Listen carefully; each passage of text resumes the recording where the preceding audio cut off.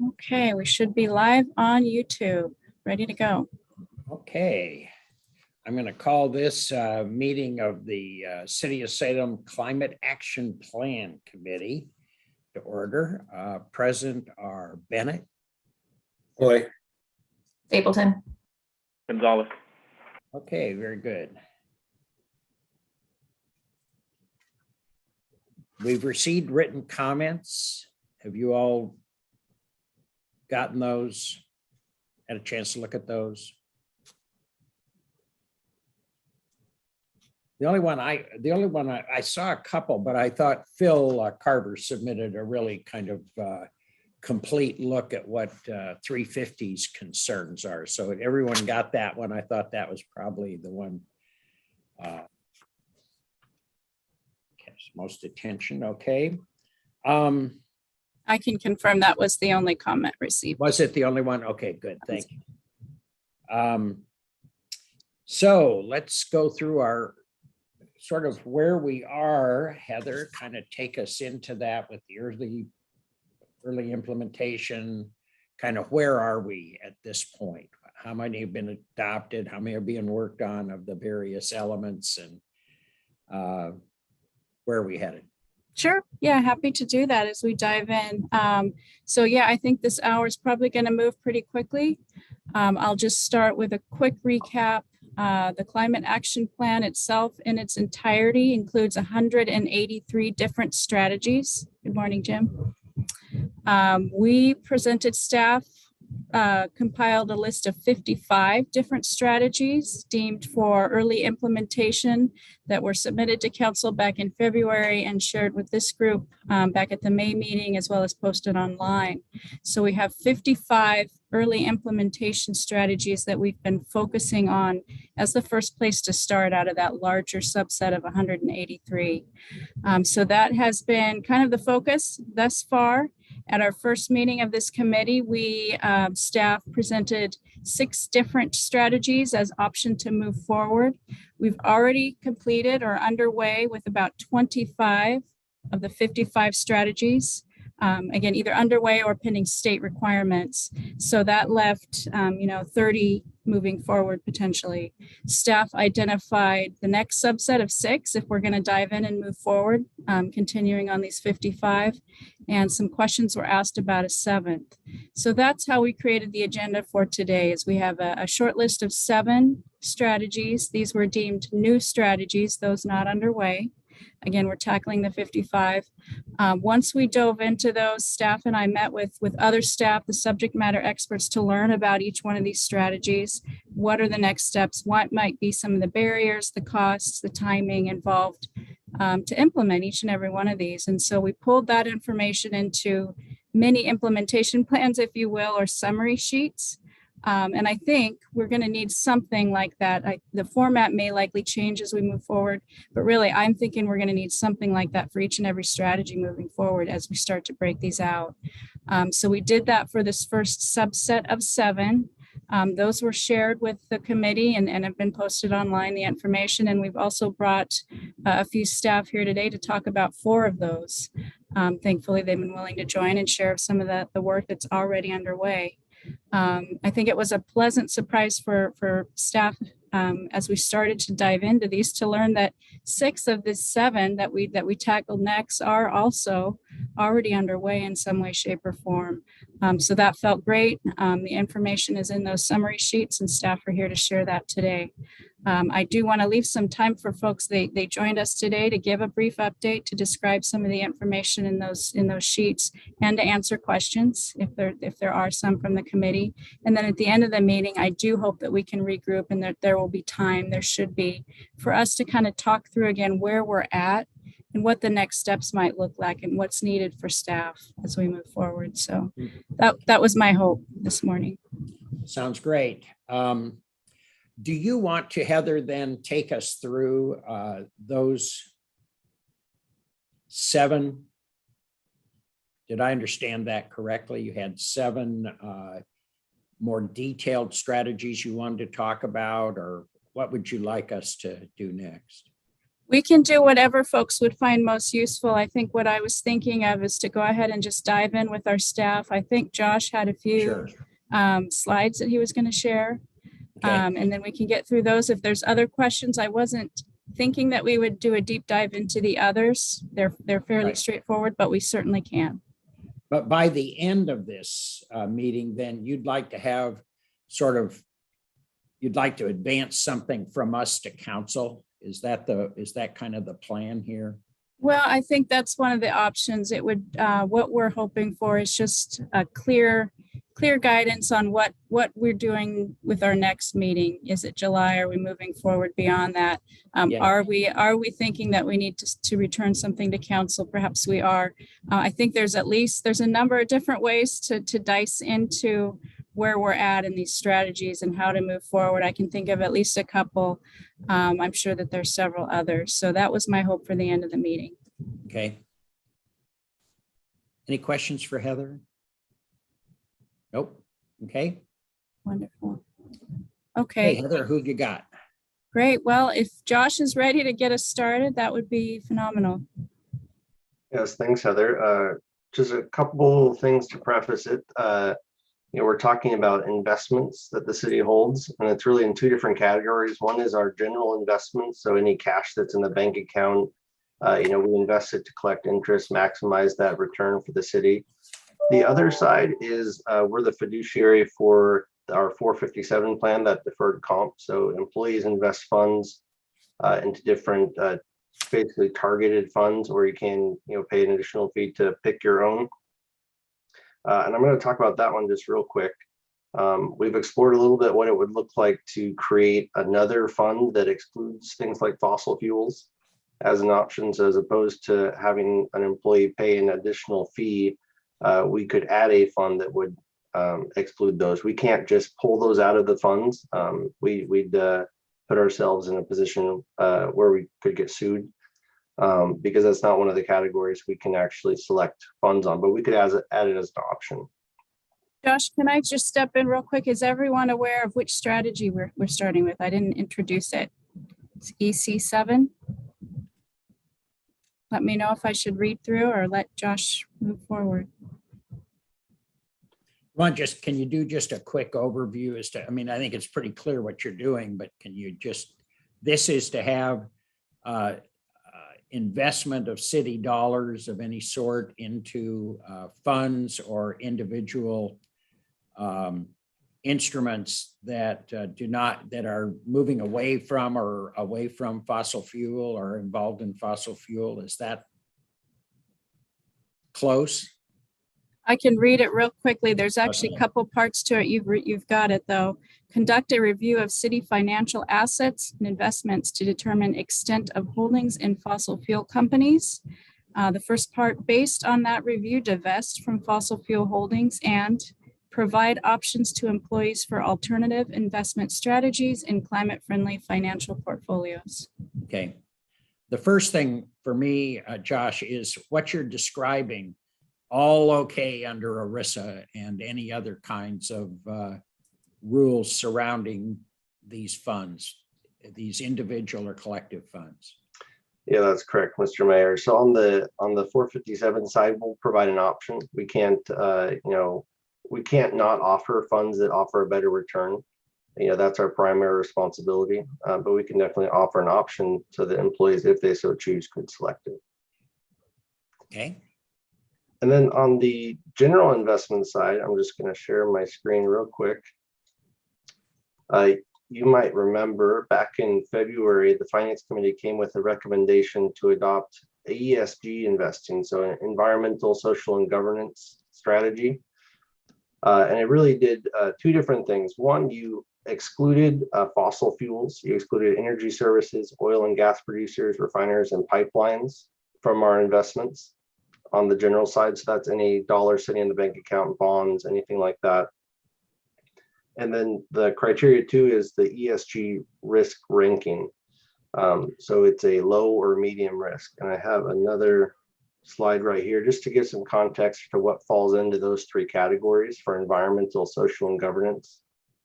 So it's, of course, it's more important in different categories. But for example, for environment, you have emissions, carbon, impact of products and services, supply chain, things like that. For social, you're talking about basic services, community relations, data privacy and security, human rights, product governance, resilience, things like that. And then for governance, you're talking about just the general corporate governance, any kind of bribery, corruption, ethics issues, and different categories there. So that's what kind of encompasses that risk rating. So what the council adopted was that we'd have a medium to low risk. So that's on a scale of 100, it's a 30 or less that we could invest our funds in.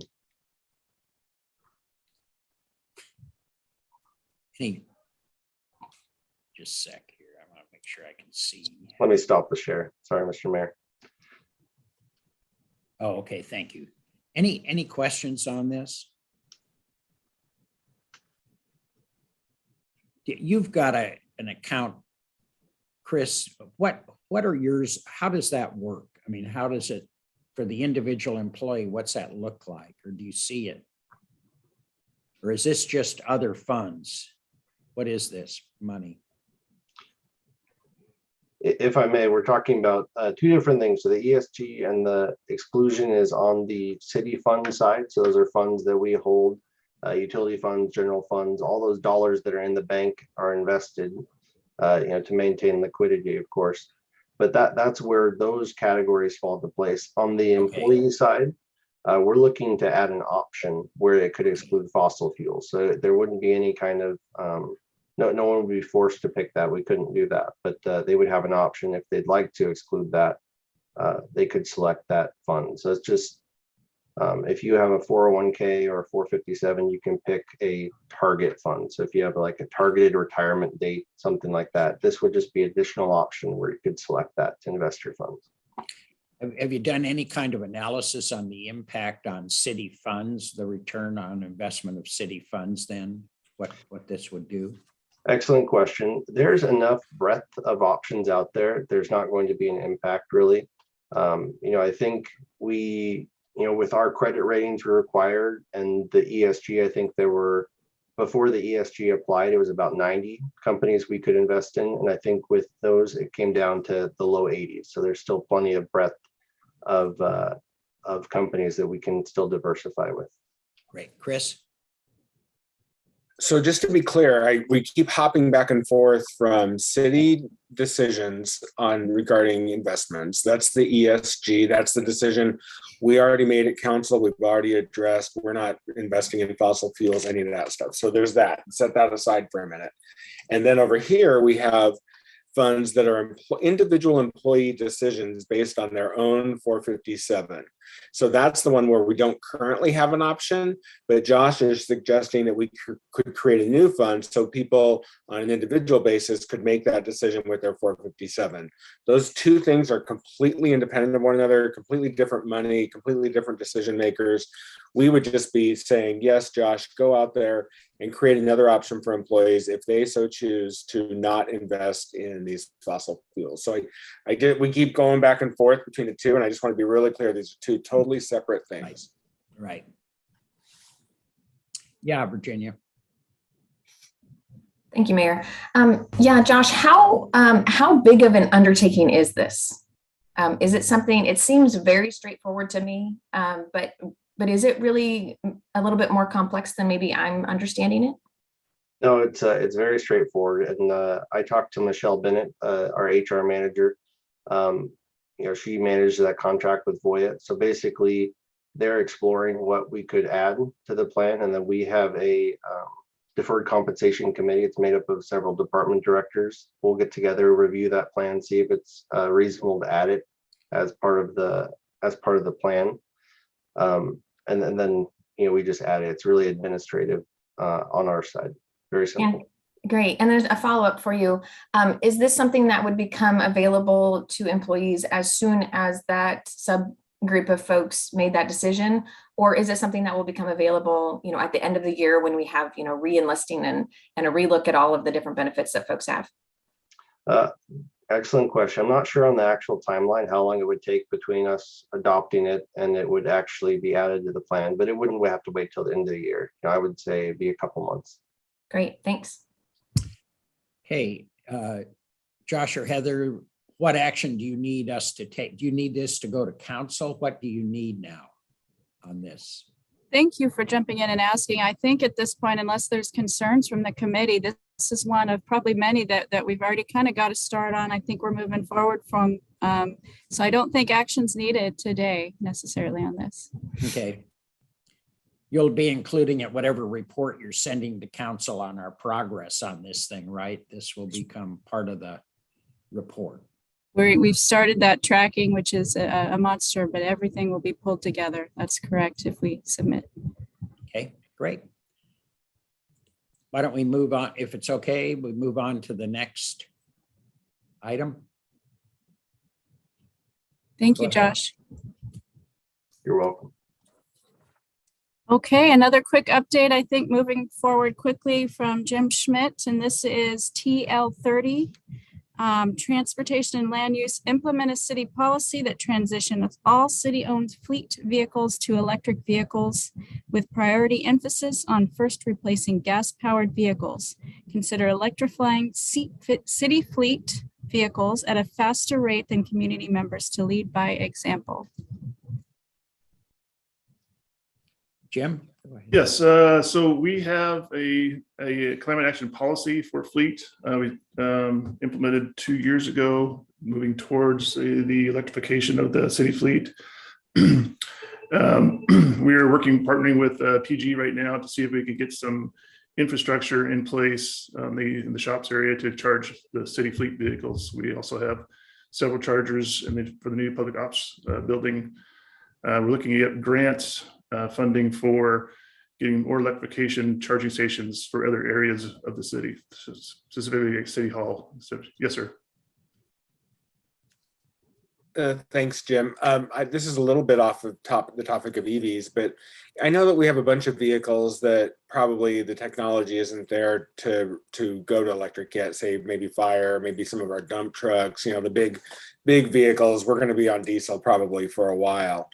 I'm wondering, have we considered the use of renewable diesel? I understand that's a product that's available, that's a renewable product. It doesn't require any conversion to our vehicles, to our fuel tanks. We could start using it today. You could even mix it in with the diesel we already have, and it works just fine, but yet it's a renewable diesel. Have we looked at that at all, or where are we at with that? That's a great segue. Thank you for that introduction. We've been using RD9 diesel since September 2019. Okay. That's a reduction of around 66.1% carbon reduction. So it's a quick, easy fix to reduce our carbon footprint. It also, the cost of the fuel is 3 to 7 cents per gallon more, but we are seeing a reduction in maintenance costs because of the emission systems not getting plugged by the fossil fuels. So it's been a great win-win in that scenario. And do we use that exclusively? When we can get it, yes. So at the shops, we get that. Their last winter, there was a shortage. They couldn't have drivers, yada, yada, yada. But for the most part, yes. Okay, so just to be clear, we've been using the renewable diesel then since 2019. Correct. Great, thank you. Yeah. Okay. Any, yes, Virginia. How big is our fleet that we're looking at switching over to EVs? We have roughly 700 vehicles on road. That includes, fire trucks, trailers, those kind of things. So, actual vehicles, on-road vehicles is around 600 in that area. Okay, So, and what is the natural schedule for replacing them? Are they kind of every 5 years that you have a replacement schedule for vehicles? And is that the same schedule that you're looking at in keeping to for changing them to EVs? yeah, we have schedules up from 5 years for police vehicles up to 10 and 12 years for other vehicles that don't get as much use. A lot of our vehicles, drive less than 5,000 miles a year. So it's not efficient to replace them that often. So yes, as it came up due for replacement, we are looking at looking at EVs and or plug-in hybrids. So we have the option to plug them in later on as the charging stations become available. Okay, so that is the existing schedule. In the statement on this action item, it says to speed up that process. Is that what does that look like, or is this kind of the range that we're still working in? That's the range we're still working. Yes. Okay. The only way we can speed it up is really just to replace them early, which would be based on cost efficiencies. Okay, thank you. Mm-hmm. Do you have an evaluation system in place for moving vehicles more rapidly toward EV, that there is an economic or maintenance advantage that can be somehow measured against the cost of fossil fuels? Yes, sir. We have telematics in all the city vehicles right now, so we are tracking the traffic behaviors and driving patterns, what the off time is, to which vehicles would be driven by data. Great candidates for electric vehicles, electrifications, and those that would, what type of vehicles we could get by with. Can we go smaller? Those kind of things. Okay. Will those require council action, or are they just part of the city manager's budget, or how do those appear? That'd be part of the regular replacement budget. Is there any way that would be called out to the budget committee, that as this progresses, it would be called out, you are advancing a certain additional number of fleet vehicles to elect, just to kind of see, so we can kind of measure this over time and experience the change? Right. Yeah. Yes, we absolutely can. I think that would be really helpful. Keep that going. Good. Councilor Hoy? Thank you. And Jim, sorry to keep going back to the diesel, but do you know off the top of your head about how much diesel we use in a given year? Around 600,000 gallons. Thank diesel. you. Thank you. And how do you get supply of that? I mean, if we bid, we do a 3-quote bid for the suppliers right now. For R99, there's only one supplier in the state that can supply that for us. We use the state contracts when possible for that. So we try to get the lowest price possible. So it's done through state contracting? State contracting and our 3-quote bids. Is there any indication there'll be additional suppliers of this in the near future? Yes, there's a new manufacturer refinery is going to go in Claxonite, and should come online in 2025. They'll be totally renewable, so it should give us more supply for Oregon if we can keep it in Oregon and not go to California. Yeah. Are we keeping them, whoever is developing this, informed of our ongoing interest in being one Yes. of the first? Yeah, we had a in meeting line? 2 weeks ago that they want our, and if we want to send a letter of intent, we could, they would appreciate that. Oh, well, anyway, do you need council action to send a letter of intent? If I could get your name on that, that'd drive much more stuff. So I'll send you. That Good, information. I'll get that right back to you. Thank you, sir. Good, I think that there's real interest in that. So, very good. I think one other point that we could share, Jim, if you have just a moment, is that we're in the process right now of hiring staff that's going to be for the purpose of looking at different grant opportunities for things like electrical vehicle replacement moving forward.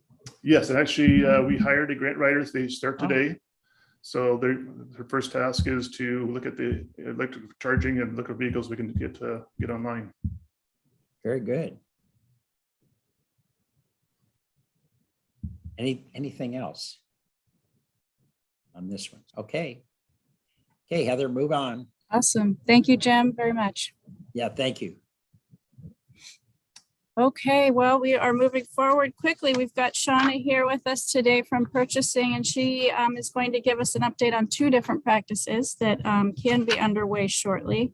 The first is MW04, and that is to write and implement a sustainable purchasing policy for the city to be informed by best practices, reducing greenhouse gas emissions, limiting harmful chemicals, prioritizing local businesses and ensuring safe and fair supply chains.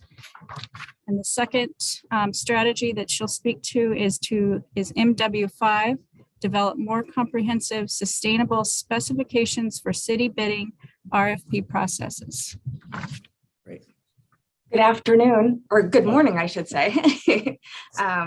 The first one is an update to an administrative policy that we would like to do for sustainable business practices within the city, looking at more e-waste policies, making sure we have recycled paper within the city, reduction of any kind of cardboard that will come to the city from, say, Office Depot when we get in any office supplies. The other part is the sustainable purchasing process or policy, which would be updated by our public contracting rules.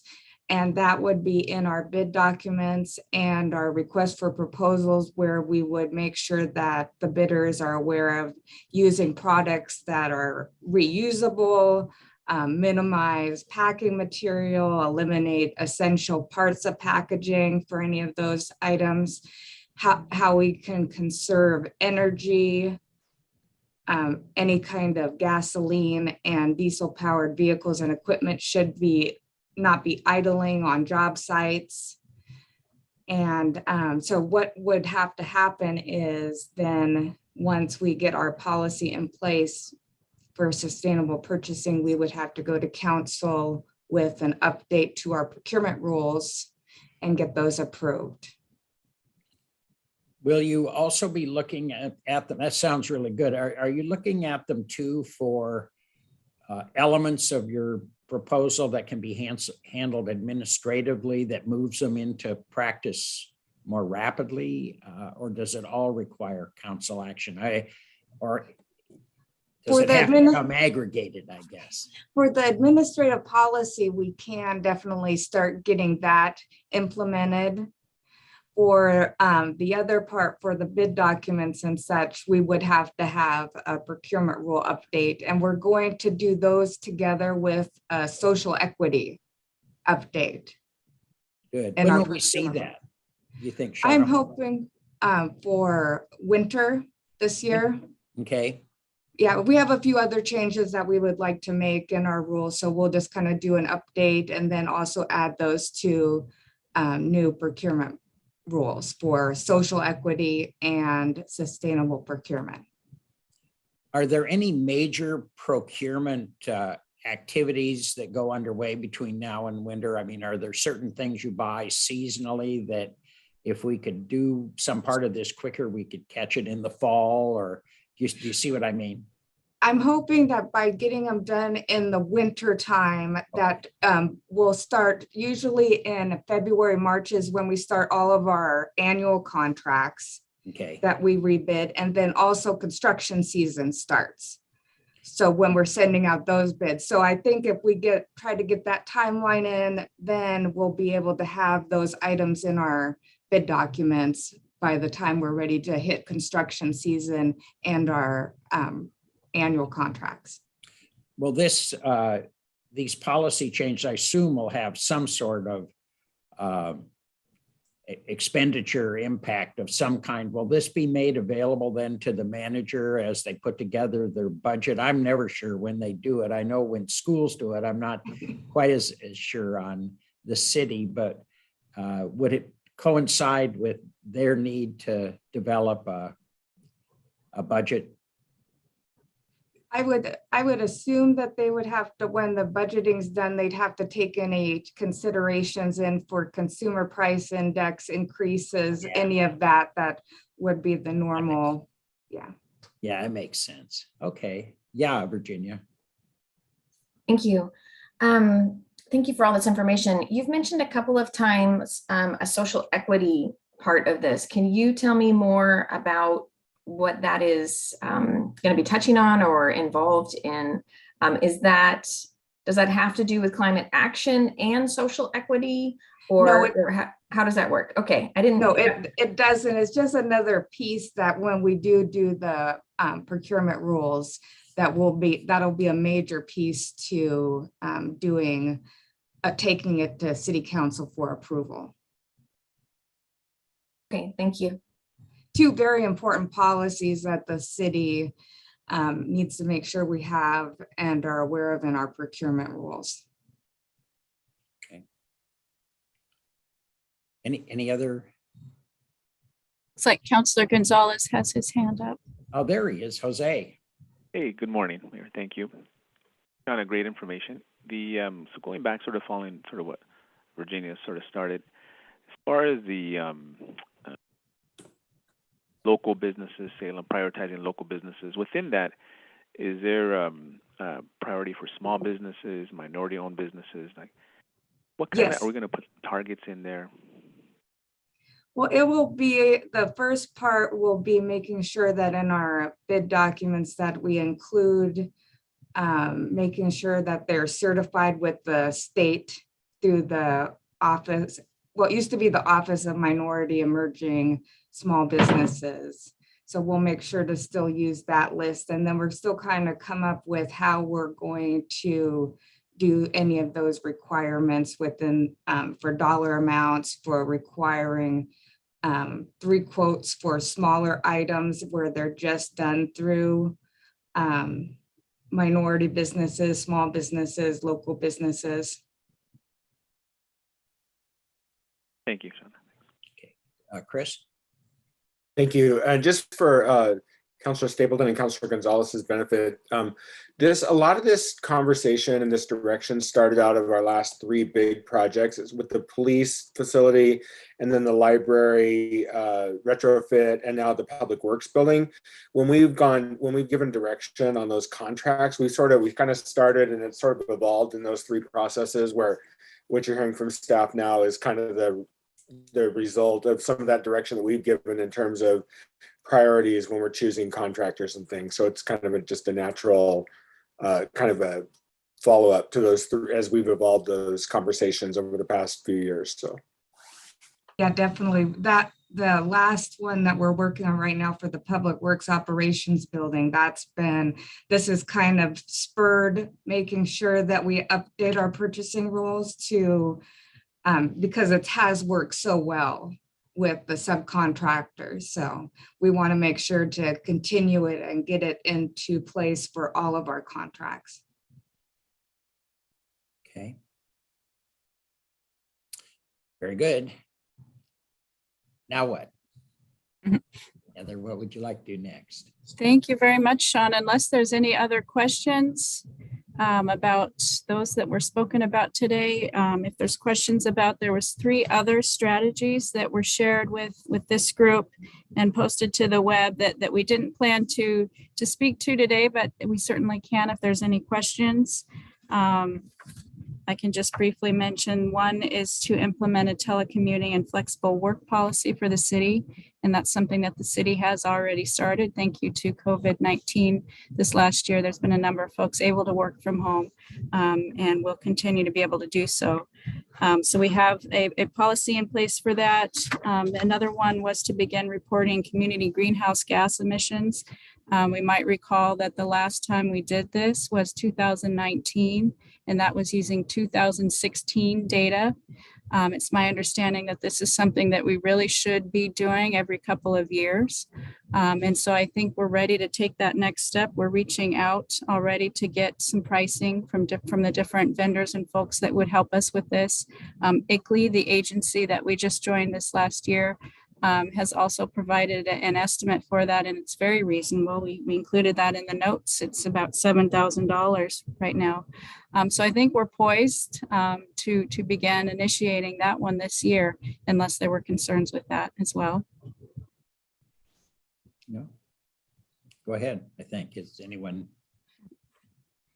Okay. And the last one that we did share with you all, and we discussed briefly in May, was the potential to charge for city controlled parking downtown. And it sounds like there is some support perhaps for that, but that one will be a lengthier process. public outreach engagement, code revisions, some analyses before we jump in. And it was suggested that we wait a few months, at least until this fall, following the general election before we dive into that. So we're kind of holding unless we hear otherwise for that. Okay. Looks like there's a question. I'm sorry. There we are, Virginia. Thank you. Yeah, I guess maybe from Paul Carver's email, I have a question based on that. And I think everybody here understands the importance of waiting to kind of take this live after November or kind of more public. But is there work that we can be doing between now and November to kind of get us behind the scenes set up to kind of launch as soon as we can on this front? Is that what the city is planning on doing, or we're planning on waiting? We're already doing that. Okay. We have been down this path a few times before. So we have, a few different iterations of the background material that we're updating right now so that we're prepared to move forward. Perfect. Thank you, Kristen. Councilor Hoy. Thank you, Mr. Mayor. I would just say as an offshoot to that, Kristen, this may be something you're already doing, but I would encourage staff to look at some of the things downtown, some of our parking restrictions downtown. I was parked on Chemeketa the other day. I went to dinner and happened to notice a sign that said it was so it's would be west of Liberty by Firestone there, I think it was, and it said no parking 9 p.m. to 2 a.m. ever. Like you can never park after 9 o'clock at night there. And in talking to some folks, it sounds like that's a holdover from like an old problem that was trying to be addressed, like with people congregating after hours or something, but is probably not really an issue anymore. But yet so I was at dinner and I'm thinking, oh, I need to get done with dinner before 9 o'clock and get back, and it seemed unnecessary because I knew that probably we don't have enforcement out at 9 o'clock. So it just seemed like maybe we should take a comprehensive look at some of those areas where we have maybe old ideas or old restrictions in place and just review those. Sure. You're exactly right, Counselor. That is an old congregating location, and the neighbors were having real problems with it at night. I mean, it got pretty wild out there. So I think that's what they were doing, is trying to move folks along at night. I think that's exactly right. So One more question, it looks like. yes. Oh, Jose. Yeah, thank you, Mayor. I guess, Chris talking about some of the old rules, but us, like, let's say looking forward, and I'm sure that downtown advisory council, everybody's on top of it, but, just ensure that we have enough of those spots available for quick delivery. Yeah. All those, because those people, if you're downtown and you see those poor drivers just strut, and they go around in circles multiple times trying to find a place to stop temporarily just to drop off food for a few minutes. So ensuring that we have enough of those little spaces available for them to do that, just to reduce all those circles. Yeah. One of the proposals that has come up several years ago was your sort of the first half hour free kind of thing, so that every spot had that opportunity, I think, is the kind of thing we had looked at one time. So just exactly for the problem you're describing. Councilor Hoy? As long as we get rid of the ridiculous rule that you can't park in the same block twice in one day, I'll be happy. I don't care what it means. Yeah. But we got to get rid of that rule. That's the worst rule ever. With paid parking, that would go away. Yeah. Excellent. Okay. One of the things that I don't know if we've done it, but if you need it, we could forward it, is do we have council approval on these initial 55 strategies? I mean, do you have what you need to keep working on these to bring them to us each time we meet? Well, that's a good question, Mayor Bennett. Thank you for bringing that up. I think we're poised to move forward on most of these. The plan was accepted by council back in February. I think as we move forward and start to dive into these new actions that we haven't yet started, there might need to be some budget decisions made on a couple, or we might need to have some conversations about how, if we need to shift staff time around or whatnot. Those are the ones that I would envision. This parking one, I think for sure we'd wanted to move that to council first. I'm not seeing a whole lot of huge ones. One big one is a full-time climate action plan manager position. That's probably the larger budget impact item in this list of 55. So beyond that, I would defer to other staff if I've missed. Do we need to do anything, Robert? Do you need any, do you think there's any authorization from the council needed right now to keep you all moving forward? Mr. Mayor, no, nothing comes to my mind that we Okay. need action right now. But if there is, we'll Okay. probably take it through this committee first and then to staff, to council with a staff report. Okay. Well, be aggressive with us. We can do more than an hour once in a while. We're used to it. I mean, 1 hour, we're just getting settled in, so. Right. Correct. Virginia? Yeah, I agree, right? We're all used to these 4-hour meetings, right? Yeah. I guess because this is my first meeting with y'all, I did go back this weekend after I learned that I would be attending today, and I watched the meeting from May, and that was helpful. But I guess one of my questions for you all is I guess what I guess I don't know how to ask this. The 55 that we have they're all wonderful. I'm very excited about them. How do you differentiate between what you bring forward here and what's already going, and then also what comes next? Like, does that question make sense, Heather? Yes, it does. Okay. Yeah, thank you. This is what I was hoping that we could talk about, and we've got about 20 minutes left today, so I think this is good. Taking a quick back step, there's 183 strategies, right? So we started with this first list of 55 as a place to start for a number of reasons. My thinking was that, we could move forward a couple of different ways. We can continue to have these monthly meetings. We could meet every couple months and maybe elongate the meetings if we need to have these discussions. We took a deep dive into this first 7. We found once we did that 6 of those are already underway in some way or form. Right now, we're looking at 24 of that 55 now that are new and we don't believe are underway. So these are new activities by staff. That was the question that I had, assuming that we're going to stick with this 55, I think we've knocked out half already. Do we want to move forward in the next coming months and try to work through those, ask questions? I'm not seeing, again, huge impacts, huge budget questions. It's going to be mostly questions of workload as we work through these. But so we could very well, have the discussions move forward and staff could get started and start tracking the work that we're doing. Or there could be other options. Councilor Hoy? Thank you. I was thinking, thank you, Heather, for that. I was thinking that we were going to do these first 7, and then we were going to come back and you were going to take us through maybe your next set of recommended ones. And I don't know what that number would be, 10, 20, whatever. And so we could have so this committee could make sure we have our heads wrapped around what those initiatives are. And then you were going to go out, kind of like what you did now this time, you're going to go back out and analyze them, see where we're at, and put together one of these game plans essentially on each individual one, and let us know, like, okay, what's involved in getting this? Does it involve staff time? Does it involve is there a budget implication, or is it just a matter of timing, or is it something much bigger? And so that's what I was thinking. We were just going to keep churning through this list until first we get through the first 55, and then ultimately through 183. But I was thinking we were just going to keep moving, and Yeah, I agree. I had the impression too, and I think that's what you're doing. I at least Right. as I've understood it, that's pretty much where you're taking us. I think the main thing is that we need to continue steadily. I like the idea of us meeting fairly right. If it's just short, that's fine. But there's a real urgency to this that I think folks are feeling as to where we're going, where are we?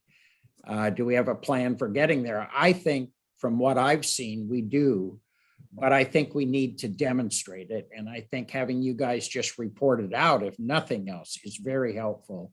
It gives folks that are following this closely a way to kind of gauge progress being made here. We've got, in the future, after that first 55, it starts to get more and more difficult to move forward or to get because of cost, because of staff, because of whatever, just pure opposition or pure support for the concept. And I think as soon as we can get to those, the better in some ways. I think we got to keep this moving, I think. And that's what's good about this committee is it gauges activity for us. I think it helps us. And it helps you hear whether we're happy with the way it's going. The only other thing is making sure, I don't think it would hurt if you need to, if you need to have us move things to council, just making sure we know what action you want us to take, and we'll be ready to go. I think. I think there's a real sense of let's get her done. Knowing 183 is a heavy lift. I think everybody understands that. Yeah, Virginia. Thank you. So Heather, are you looking to us now to see where we want to go for the next meeting as far as gathering, staff input, kind of like what you did this time? The last meeting, you guys kind of came up with 7. You guys brought back the information report basically with how we're doing and what we need in order to move forward. Are you hoping to gain from us today more direction on which ones of the 24 remaining items that or out of the 55 that you want a report on, and then kind of a stamp of approval and a move on from there? Is that what you're hoping to get from us now? Thank you. That's a good question. I think first of all, confirmation that we're okay sticking with these 55 would be wonderful. And we It's can, okay. we're already with the grant application that staff are working on. We're kind of chipping at some others that aren't in this 55. So we will continue to do that as the opportunities pop up. So if we focus on these 55, and our goal is to move through those that we think are not yet maybe underway, and dive into what those require. It would be if folks have ideas for the next meeting, then assuming we're coming back in July with the same format, if there's ideas, that would be great. Otherwise, staff and I have already started to try to look at maybe what might be the more complicated of those coming up. It might be helpful, I think, at our next meeting as well to get an update on some of the state requirements. Those are actions that, of course, we will be doing anyway, but they will have big implications. So that was one thought for July, and I've got a couple other thoughts for us to move forward. What's the timeline on the state rules? When will those go into effect, or what can we expect on those? I will need to defer to others. Patricia, maybe my understanding is that the community equity rule is in place right now. And I think we've started to get an update, but nothing is final yet. I know the DEQ commute trip reduction, they've just formed a committee for that. So it may be some time off before we have more information there. Patricia, do you? Yes, hi, Patricia Farrell. Yeah, Heather, that's correct. They adopted the temporary rules for the climate friendly and equitable communities. And so there's a number of things in that rule related to parking and transportation. And also the DEQ rule was delayed. So that's a year out still, but there is a committee formed, and Julie Warnicki is on that committee, as well as the climate friendly and equitable community. And then we also have our Salem, which is coming to council next week. And that also has a lot of implications that are rolled into the climate action plan. So those things are all happening and are going to touch several of the strategies in the action plan. So I think maybe, Heather, you were thinking of having Julie Warnicki come to the next meeting to talk about some of those ideas and how that also then rolls into our transportation system plan update. Thank you. Yes. Patricia, what's the timeline on that? I mean, should we be including those in our 55 we're examining now, or should they be pushed out until the rules appear, at least draft rules? What do you all think on that? Well, the climate friendly and equitable, the wording is pretty specific. And so we just put, in our climate action plan, we knew that was happening. And so we just kind of cross-referenced back to it. So I think we would want to put the specific wording into the action plan when that's finalized. I mean, there's one more meeting just to kind of give it the final blessing for the climate friendly work. Okay. And then that wording is going to affect different pieces of our code and also the our Salem process. So I think we're going to kind of have to roll that all together once we get the final wording figured out. How about the other pieces? How many months or years are we looking at on, you mentioned several other areas I thought that would affect us on this. Yes, so, and Julie Warnicki is the expert and Eunice Kim Okay. probably on all the timelines, but I know that they put specific timelines in the climate friendly and equitable communities rule. And that was one of the stumbling blocks, I think, because a lot of cities felt like it was way too aggressive and too fast. And so I think there was still some discussion about some of the timelines, but there are specific timelines given to municipalities to start enacting those rules. So we're able to cross-reference those and meet state requirements by just essentially basing it on their timeline, where we can go early and work our way through it as they start to approve it. Correct. And then the transportation system plan is our kind of deep revision that will need to happen to reflect those changes. Yeah. Okay. Yeah, Virginia. Thank you, Mayor. Yeah, I think being a new counselor, this is a new counselor question. So how I'm really interested in how these different components all interact together, and how, for instance, there's many different things in the CAP plan, the climate action plan, that relate to transportation.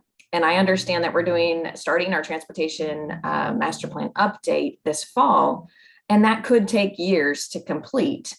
So how does it all interact together with the decisions that we're making this year and next year and the next year, as far as projects that we're doing, or the way in which we're doing projects or designing work, when all of this is so much in the air, right? When do we kind of flip the switch and actually start doing projects or functioning in a way or designing our budgets so that they reflect the goals of the climate action plan, but when things are also overlapped and not all synced up perfectly, right? So how does that work in the real world, in the world that you live in? Robert, do you want to tackle that one, or do you want me to tackle that? Well, I will start, and then I'm sure we have a highly capable professional staff that will fill in the gaps. Councilor Stapleton, there's nothing new counselor-y about your question. Those of us who've been for years on various professional staffs have the same question, because everything moves along in various degrees of overlapping and competition. So it's just, you jump, once you be, well, in your case, elected, once you're involved, you jump on for the ride and you work your way through it. The climate action plan comes out, the state rules come out, our Salem comes out, new rules come out, updates of this come out, code changes come up, administrative rules supporting it comes out. It's never ending, which is good. It should never end. But we do the best to integrate them, but we'll never have enough of a full picture to produce a fully comprehensive anything that's not in flux by at some level, local, county, state, federal. How do I do? City Manager? Yeah, you're correct. I mean, it's going to be some message sausage making, and it's going to also be very iterative as we go through updating all of these different components. The way I see it, in terms of priority in what we implement is if something is already adopted or adopted in statute, adopted in in one of our own plans, that takes something that's adopted takes precedence over a goal that has not been adopted, or if there's a vision that hasn't been adopted. So if there's a conflict, where there's alignment, that's simpler to deal with. But if there is a conflict between a goal, a vision, or something that has not been adopted yet into a land use plan, a system plan, then what is adopted would take precedent and try to incorporate elements. But if there's a direct conflict, what's adopted would take precedent. And that's just gonna be in some of those cases where we figure it out as we go. Okay. I might have a That follow-up. clear? Yeah, no, it is. I mean, it's Oh, very, good, okay. it's the messy middle, right? Like It that's is. where we all Yeah. hate to be. Yeah. But as the older you get and the more experience you get, you realize that that is just life. It's messy and it's not easy to put into a box. So one of my questions in looking through the 55 items that we want to focus on first was the sidewalk network, which is TLO3. And of course, the bike infrastructure, which is TLO1. And both of those to me seem like areas that we could move forward and really get some work done on. The idea that the TLO3, the transportation network, is about completing and updating that within a quarter mile of the transportation network, which just for me fits so nicely into our Salem. And of course, the need is there, right? And of course, looking forward to the bond, hopefully with that passage and getting some money set aside to get those projects completed and updated. I know that we have a methodology right now on how we update sidewalks. But if this group here or the council says, we want to prioritize this methodology, does that trump what we have right now with city staff? I guess that's my question.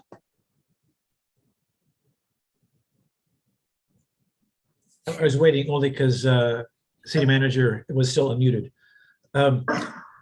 What council tells us to do, we do. I mean, we work as good stewards under council. I will add that very generally, the order of what happens is rules or statutes, followed by plans, followed by budget funding, followed by staff programs and projects.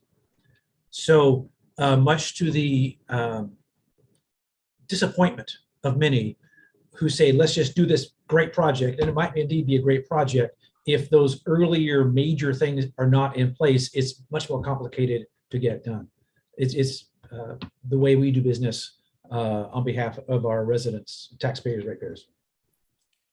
I think the other piece to that is more of the messy middle that you were just talking about is when, let's say, the implementation to adding sidewalks or bike lanes or something runs up against trees.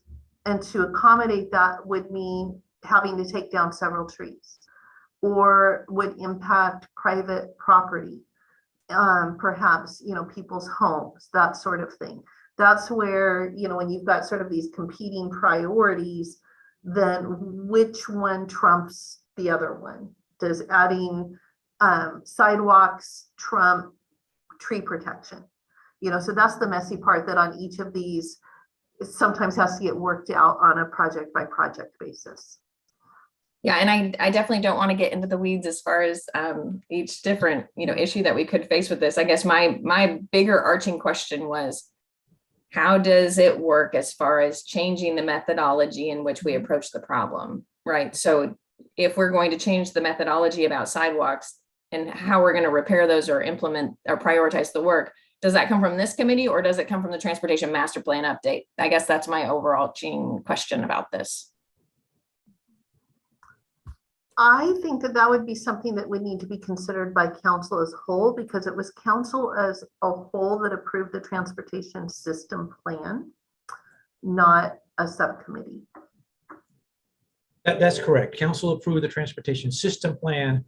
It also council approved the capital improvement plan program budget for the year and then the 5-year projected, total 5-year projection. So it all comes back around to council as the elected decision makers for that. Okay. Well, Heather, do you feel like you have the information you need to put together our next agenda? And I would just suggest we try to do it in a month if we can find a date in July that we can meet. If it's only a half an hour, it just so we can keep track of how these things are moving and what kind of adjustments you think we should be doing, anything that comes up. Would that be okay? I think that sounds great. We already have monthly meetings on the calendar through Great. November at this point. And so we have a meeting for July on the 11th, ready to go. Great. It's another hour and we can just dive in and bring forth some information. And if we have some subject matter experts, we're starting to look at folks outside the city that we'll be working with as well. So we can start to bring those folks in. We've actually got a couple of strategies on that front page of that list that are considered high greenhouse gas reducing. So we could start by diving into a couple of those. Great. Julie Warnke, I think having her here, if Yes. I think, so much of this does focus on transportation, having her kind of get us up to date on what's going on with state requirements and the rest, kind of where are we and what do our parameters look like as we move forward. We may move things up or down the list, trying to, time it as expeditiously as we can. So if we have an opportunity, we can begin moving forward on some other section of the plan. So good. Great. Very good. So July 11th, we'll plan for an update on state requirements and we'll start diving into a few more of these newer strategies and we'll just keep moving forward. Let me know if something pops out. Great. Well, that's the only way we're going to get 183 of these done is just keep moving. So thank you very much, Heather, for all your work on this. Thank you. Okay. Thanks the rest of you for coming to our meeting and we'll do this again on the 11th. Okay. Thank you. Bye. Adjourned. Bye. Thank you all.